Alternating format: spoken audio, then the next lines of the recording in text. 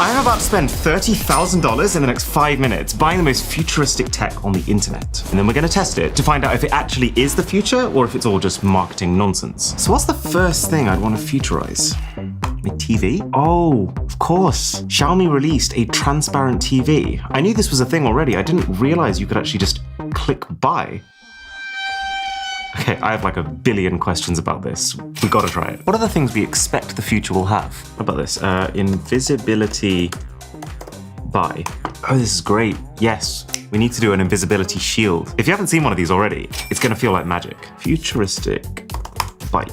I remember seeing this a while ago on the internet as like a concept device that could hypothetically exist. £3,496. It's like $4,000. There's no way we can have the opportunity to test something like that and then not do it. What would a person from the future use as their tools? The Neo ruler. Rule the scales. I didn't realize the battle for rulers was that intense. So this thing is claiming to be a speaker that can focus its sound output directly to one person. And the whole speaker's made of glass as well. This is so futuristic. Gym. Ooh, that's interesting. So it's like a smart mirror, but it's also saying that it contains your beautiful new personal trainer. Benefit from AI-powered form feedback, live body tracking, and rep counting, all in a hologram wall mirror. I'd be dumb not to give it a go. We can't do a futuristic tech video without a robot. So this is world's first direct drive, self-balancing, wheeled-legged robot. Feels like they really wanted to be first at something. I say that, but this actually looks amazing. I don't think I've ever seen a robot with this level of agility. Okay, well this one has my attention. You can ride it. Hey, 8 miles per hour. I'll never miss a flight again. Oh wait, it seems like the same company also has another suitcase that follows you. Add to bag. The new Ray-Ban Meta smart glasses. I have heard that these glasses are the best implementation of the smart glasses concept to ever exist. How close can you get to a real-life hologram nowadays? You can actually get something called the Looking Glass Portrait. Oh, it's the only commercially available display on the market that's able to showcase 3D content without the need for eye tracking or glasses. I'm still very confused, but this is the kind of thing we need to test. I remember this company, Woodja. They make these like haptic vests, so you wear them and you plug yourself into like a game you're playing, and that suddenly allows you to feel the game you're playing. And it looks like they've managed to condense that experience that previously would have involved you wearing this basically jumpsuit to just a strap. Oh. Speaking of straps, one strap, endless possibilities. Flexible to stiff with a twist. Yeah, boy. Okay, marketing aside, this actually looks like a really impressive product. This actually looks like a really, really impressive product. Like it allows you to wear your phone around your neck or around your wrist or around your waist and then just twist it to make it stiff. Oh, actually, I do know a tech company whose entire thing is being futuristic. Gravistar. This is cool. This is my jam. There's a whole category of speakers called ferrofluid speakers. They use a magnetic fluid to create a visual response to music. These pencils have a really interesting mechanism that allows them to self-sharpen.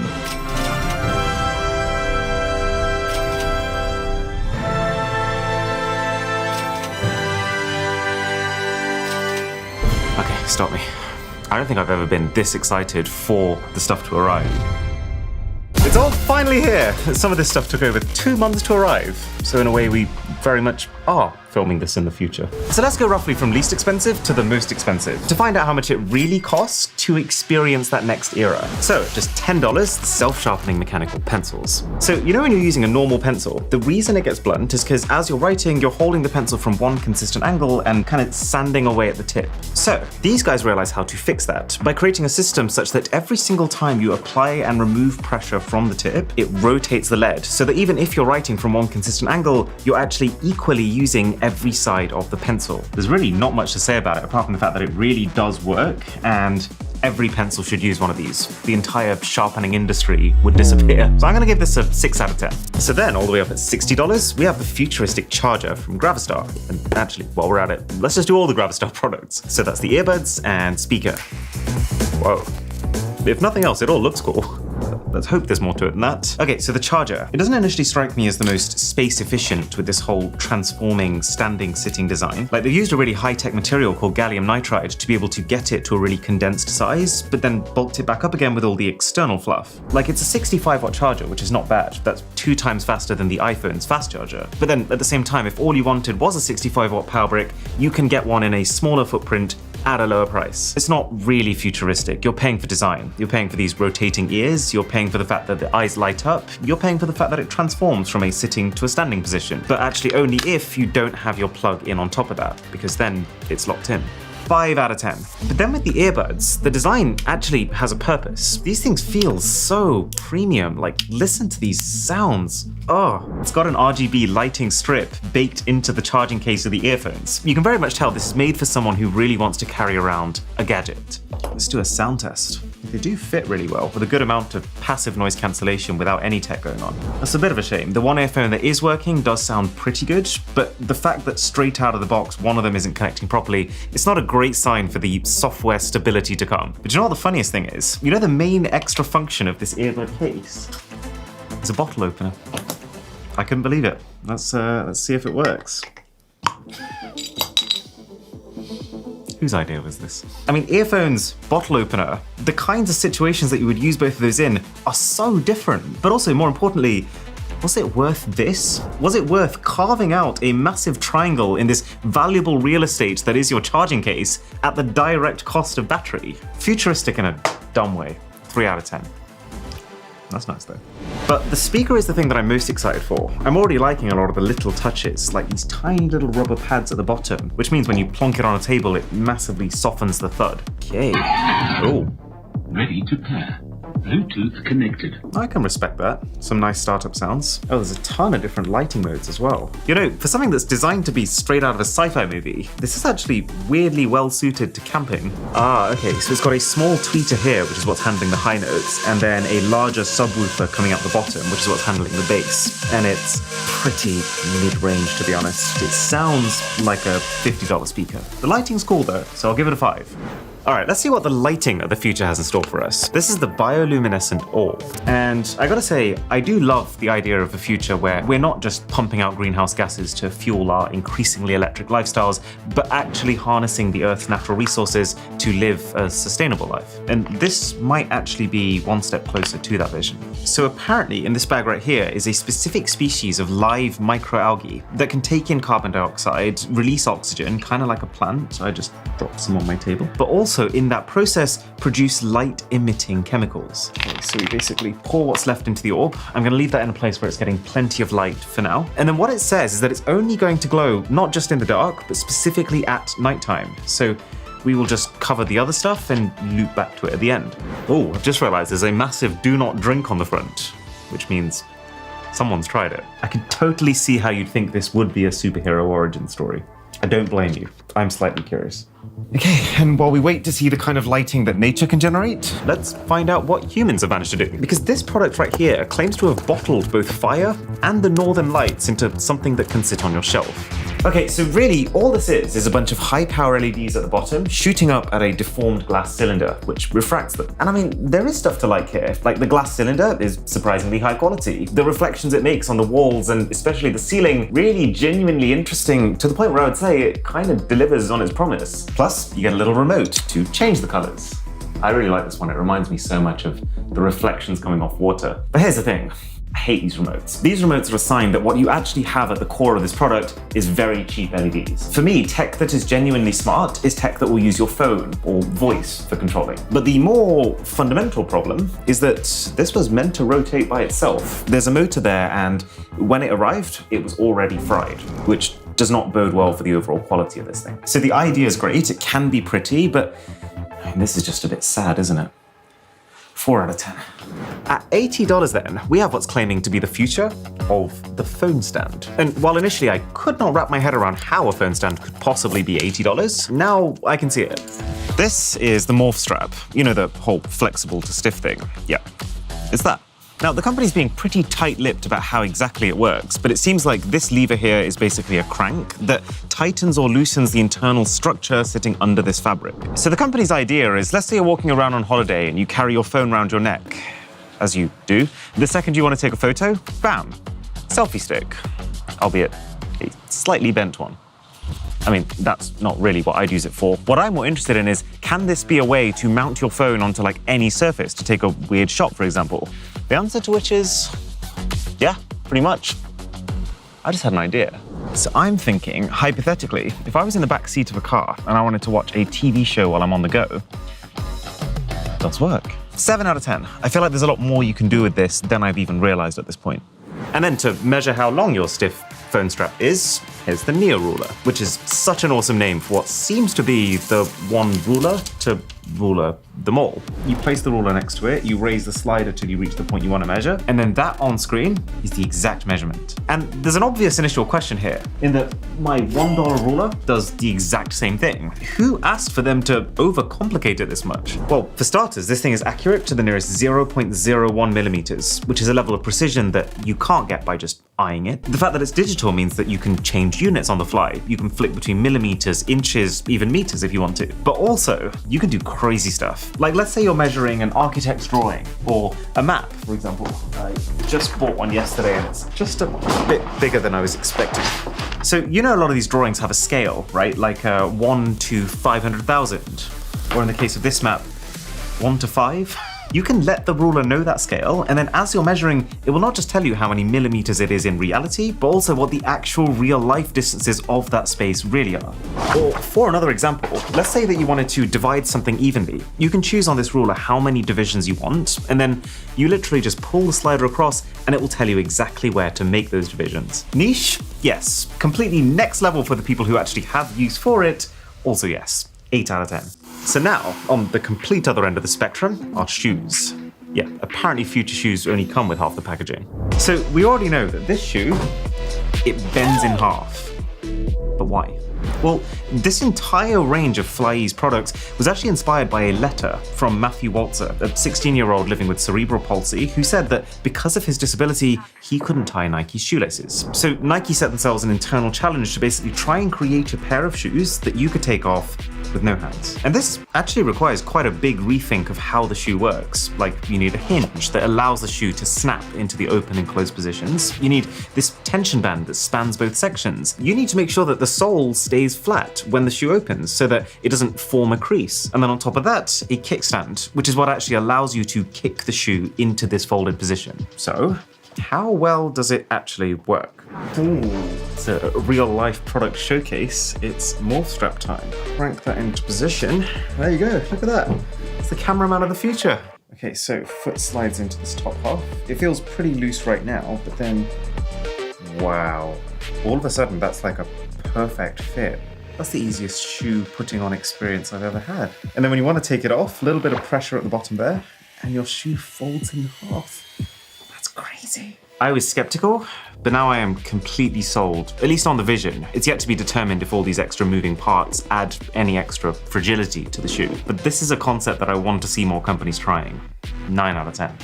So I've tried haptic vests before, but what's really interesting to me about this Wooja strap is how it's got the potential to still add another dimension to games and music without having to look like you're gearing up to go to actual war. Okay, so the way this works is it basically sits in between your sound source, let's say your PS5, and then your sound output, let's say your headphones. It intercepts that audio and then it turns the low notes, which could be gunfire or you crashing into the wall in a car, into physical impact that you can feel, and then passes on the rest of the audio for your headphones to play as usual. It does have physical ports for when you want to manually wire something in, like I've done for my PS5 controller, but it is also fully Bluetooth, so that's how it's paired to these headphones. Would you look at that? Oh, and then there's also an app where you can control volume, you can control intensity. Obviously, we're on the maximum, but also you can control RGB color, which feels a little silly for me for a device intended to not actually be looked at. I'm feeling so much impact just from the standard loungy, jazzy menu music. You know what, this is the kind of product that is very easy to write off as a gimmick, but I would actually say as far as the experience of feeling like you're in a car, this goes probably further than one of those like steering wheel accessories that I've seen a lot of people buy. Like I feel like I'm feeling the real texture of the road and the grunt of the engine. I guess if you're a massive car enthusiast, you'd also probably notice the way that different cars feel physically. Okay, I'm just gonna go for it. I'm just gonna steer off into the fence. Oh. Okay. So the actual final impact was not actually as much as I thought it was going to be. I don't think this has the single-handed ability to deliver the authentic car crash experience. This probably isn't the way to make it feel like, if you're playing COD, that you're actually heading into a real war zone. But what it is a really effective way of adding in that general lower-level immersion that you probably don't realize you're missing until you take one of those off. I wasn't wooed. Jud. Okay, also around this price, the invisibility shield. Let's have a look.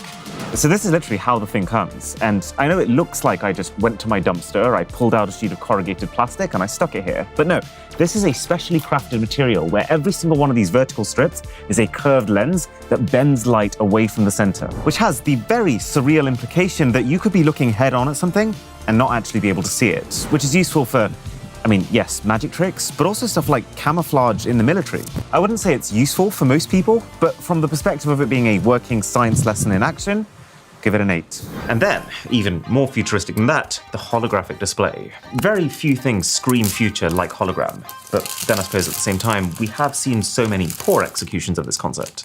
It makes it feel like you're physically holding a memory in your hands and you're able to look around within it. It almost feels like a very good trailer for immersive content. So, stage 1 of what this thing can do is turn a 2D image into a 3D image. So this right here is a normal photo that I took on my iPhone. And look at this, the software actually allows you to visualize what it's like to look around inside it using AI. And look what happens when I pick up this depthiness slider and drag it across. You can actually see the image being manipulated in real time. It's kind of a shame that the actual resolution of the output isn't higher, but at the same time, to help you visualize how impressive this is, you know those holographic bookmarks you get, where when you look from different angles, you can see the same image from like 4 different perspectives? This is kind of like that, but instead of there being 4 different perspectives, it feels like an unlimited number of perspectives, like it's literally 100, on top of the fact that it's actually a moving screen. But there is also a level up to this. So this program is also connected to ChatGPT and can apparently allow you to talk to AI connected to a holographic character within this frame. Right, so if I select the robot... Well now, ain't that just a hot tamale of technology? Spill the beans and let's have a hootenanny. This is weird. So this thing has the intelligence of the AI models that we know, but it's actually also able to communicate that within its own pre-programmed personality. I'm like shaking a little bit. You got it, partner. If x plus 69 is 72, what is x? Well, hot diggity dog. If x plus 69 is 72, then I reckon x is a sneaky little varmint, trying to hide in plain sight. What? But fear not, partner, cause this old cartoon android is quick on the draw. If we subtract 69 from 72, we find that x is a mischievous little critter, equal to 3. What a weird way of saying 3. What's your favorite Mr. Who's the Boss video? Well, ain't that a nutty question? No. It does feel like a bit of a demo piece in its current form, in that it's not a final product with a particular purpose, but equally, I'm shocked right now. My brain is spinning with all the things this could potentially mean for the future. Like imagine if you had like a table with this technology and you were playing holographic board games with the person sitting opposite you, each of you having a different viewpoint of the same situation. Oh my God. This is a 10 out of 10. This is a taste of the future. A solid 10 out of 10, partner. Trippy as hell. Right, one of the things that I think about a lot when it comes to the future is how language barriers just won't be a thing. Tech will be able to make it so that you can still have completely seamless conversations with people who otherwise you would never have understood. It's just a question of when. So are these that product that can take us there? Okay, so Drisha, you are a Spanish speaker. Well, you have spoken Spanish at some point in your life. Yeah, this is going to test my high school Spanish. High school Spanish. Okay, that's good enough. So you put one earbud in. I'm going to put the other earbud in. And there's a mode here we're going to click called Simul mode. Hello, how are you today? Hola, ¿cómo estás hoy? Bien, gracias. You're hearing what I'm saying. Can I have a loaf of bread, please? What's it saying to you? ¿Puedo darme una de pan, por favor? That's what it comes up as. Oh my God. Okay, so this is not completely new tech. Like, it's not dissimilar in translation ability to something like Google Translate, but it's the form factor. It's the fact that I can have one earbud, you can have one earbud, and the microphone is really close to your mouth, so it picks up the sound well. And then it's the app. It's the app that doesn't require you to keep pressing buttons. It just listens out and allows you to have that conversation in real time. We've used the Google app a few times to try and talk to people who don't talk English, and it's kind of like tap, wait, tap, wait. When you're using Google Translate, you very much feel like you're using an app. Here, you just feel like you're looking at the person and talking to the person.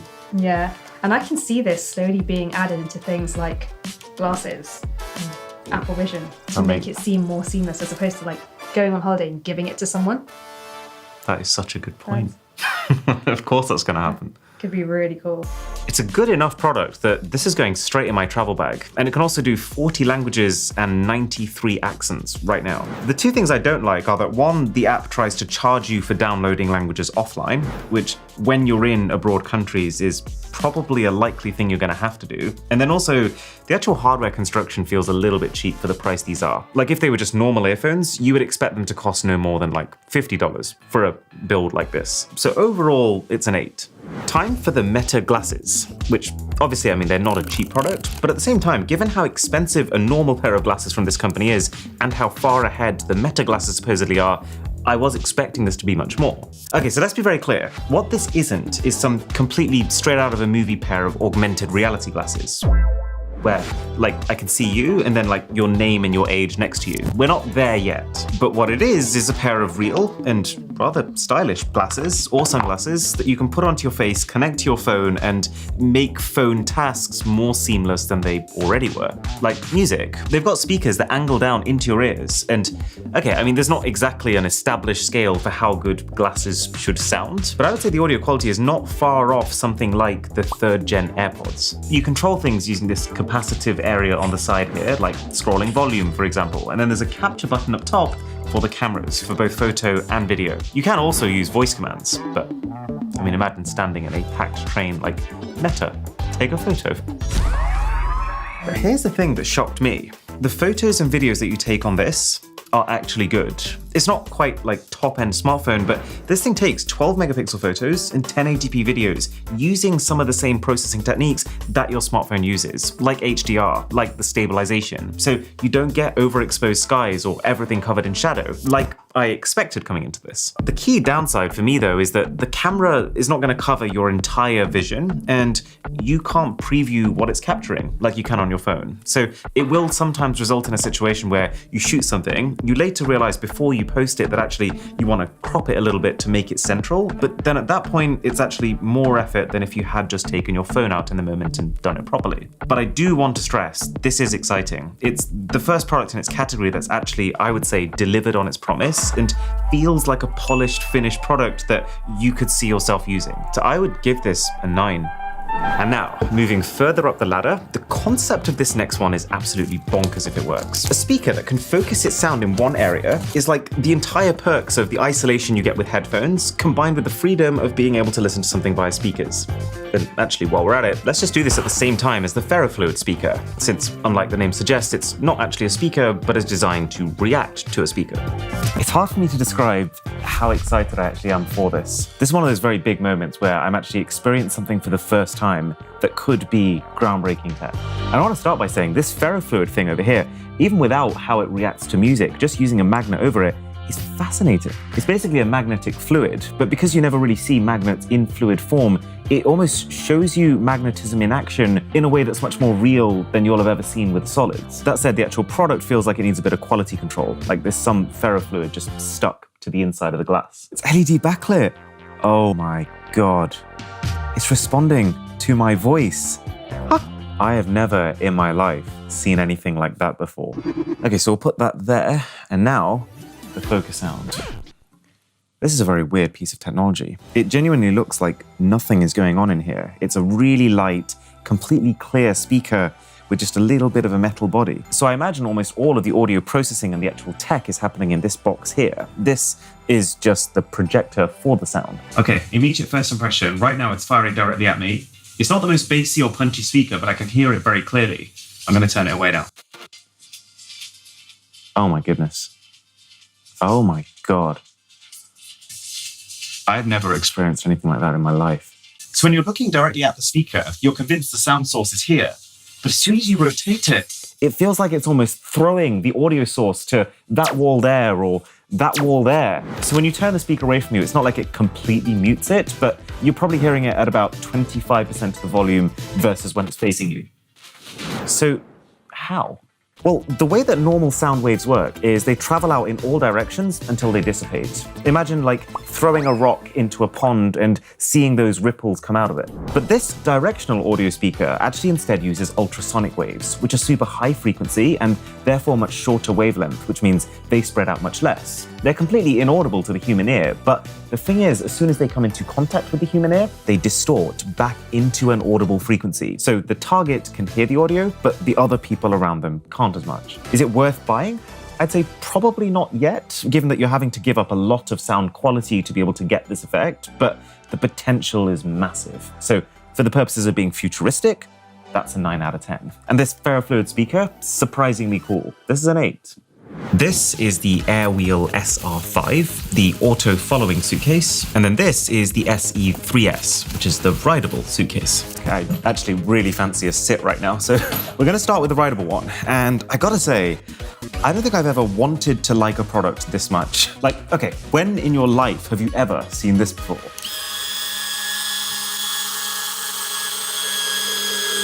Bombastic side eye. There's a massive power bank attached to the back of it, which means that you can plug your phone in to charge it. And then you sit down on the thing and, I mean, come on.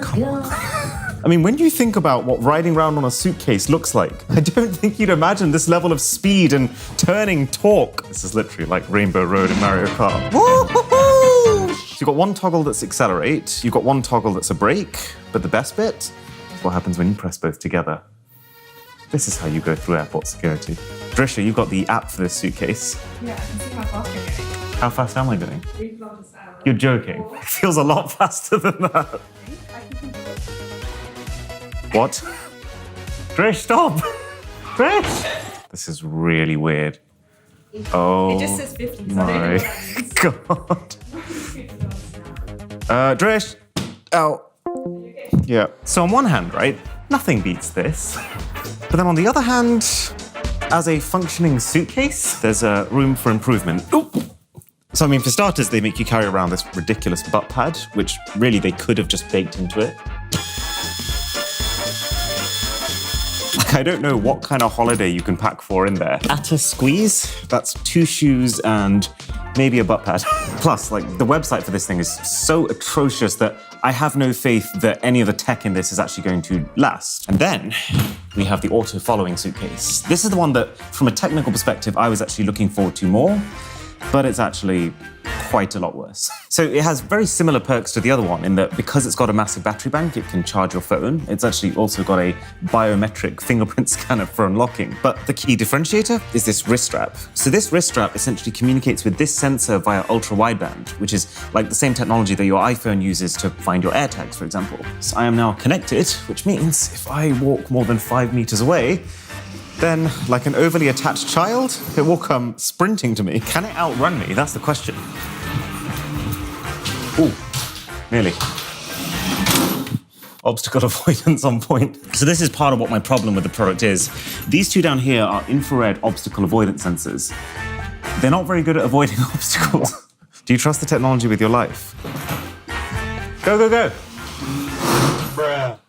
It's slowed down. So the problem is not that it's unimpressive. It's actually pretty cool that it works most of the time. It's just that for your most valuable possessions, it has to be 100%. And it doesn't feel like, from what I've used it, that I trust it completely. There are a couple of safeguards in place. Like, for example, as soon as you lose it, your wrist starts beeping and your suitcase just starts wandering around and around like that, looking for the sensor. But still, you only have to lose something once. And I feel like this will do it. 5 out of 10.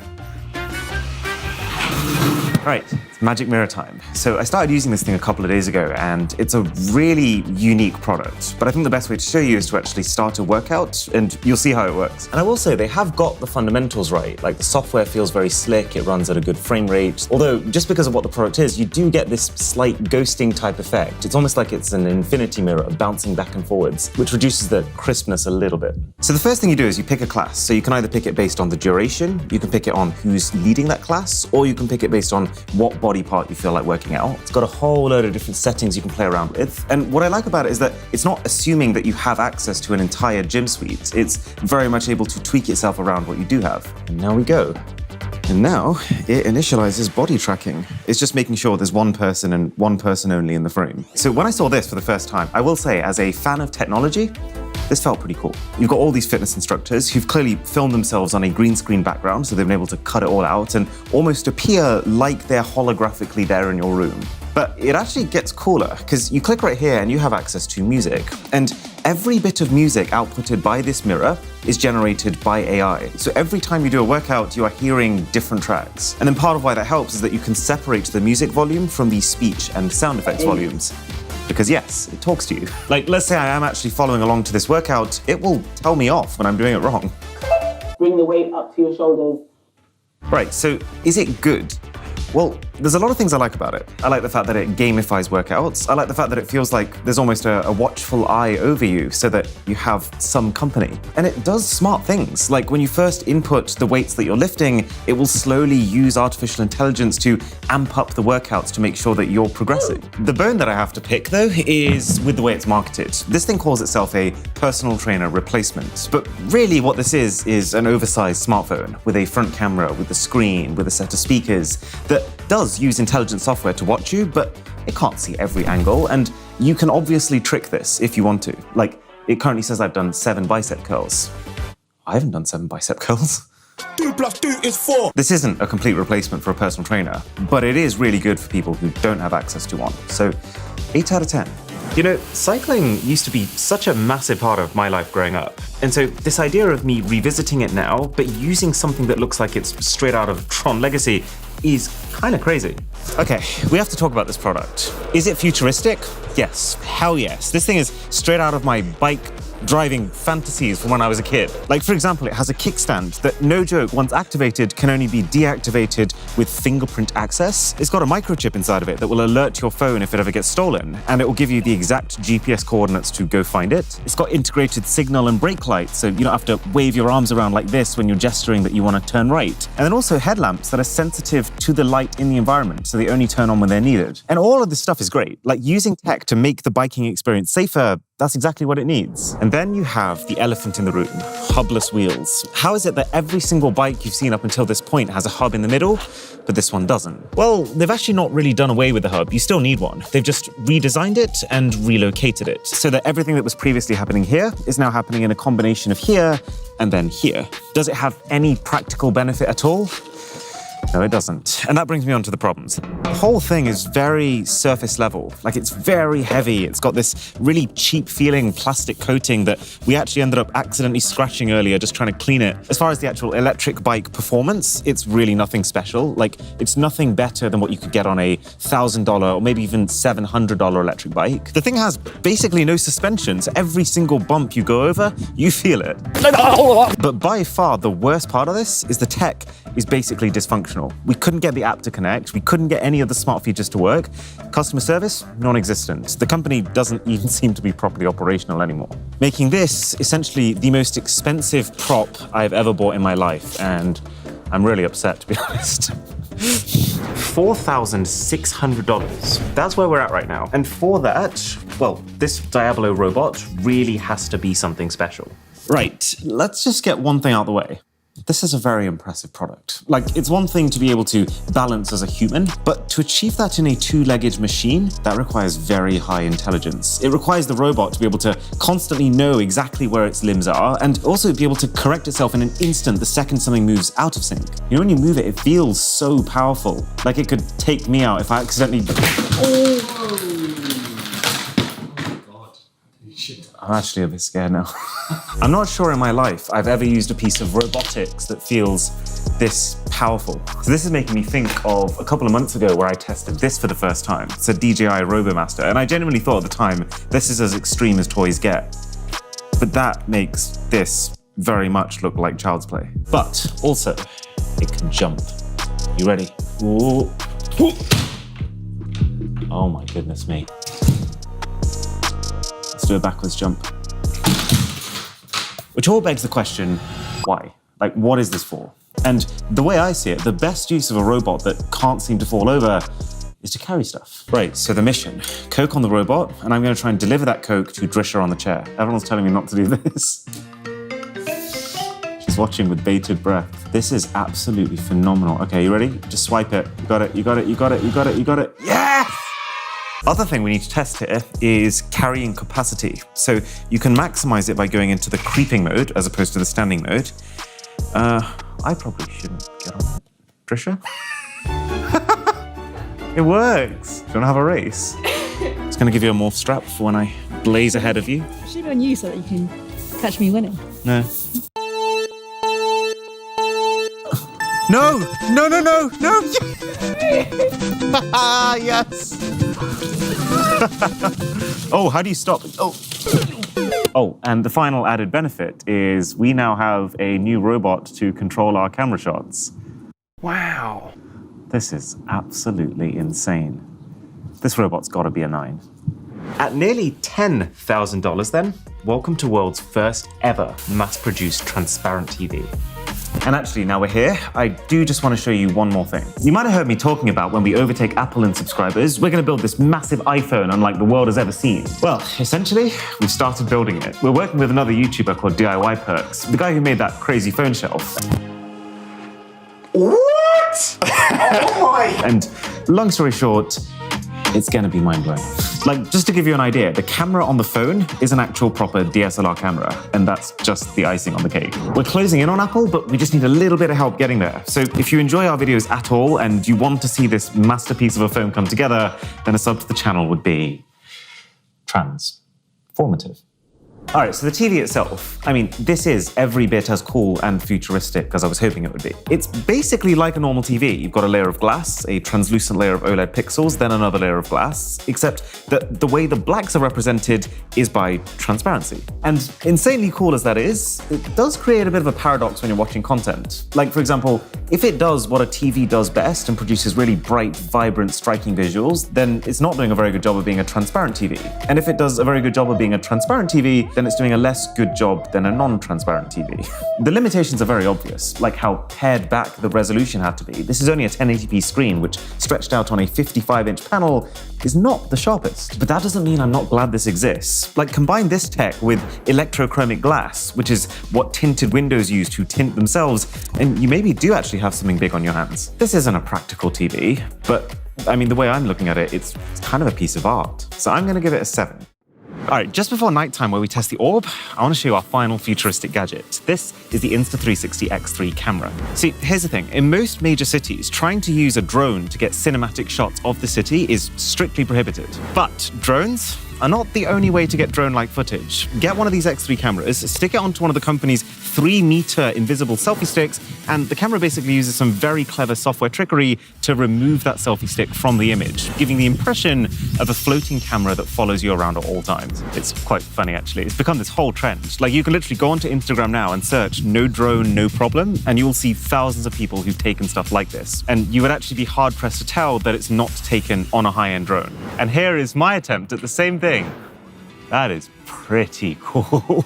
And if you want to try it for yourself, I've got us basically the best deal that you can get in the description right now, with a 10% discount off the product, a 128GB SD card, and the invisible selfie stick you need to actually take shots like this. Okay, it's bio-orb time. And we can't see anything so far of note. It just looks a little yellow, but if we turn the light off, you can't see anything now, but now I'm gonna shake it. Oh my God, that's amazing. It seems like they react to motion. To a human eye, it's very impressive. But then I suppose, how often are you going to sit there rotating your bulb? I'll give it a 6.